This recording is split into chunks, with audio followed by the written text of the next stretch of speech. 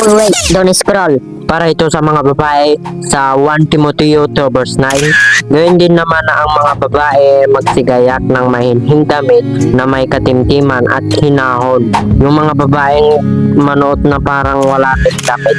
Naiksing damit na kagaya ng mga yung crop top na sobrang ikli na dapat katimtiman lang. Kasi mababasya kasi sa Mateo 5 verse 28. Datapwat sinasabi ko sa inyo na ang kawaringin lang sa isang babae na taglay ang masamang hangad ay nagkakasala na ng pangangulo niya sa kanyang puso. So para ito sa mga lalaki naman na kung tumingin ka lang sa isang babae na taglay mo ang masamang hangad ay nagkakasala ka na ng pangangulo niya sa kanyang puso. Kaya dapat ang mga babae ay dapat maayos na pananamit.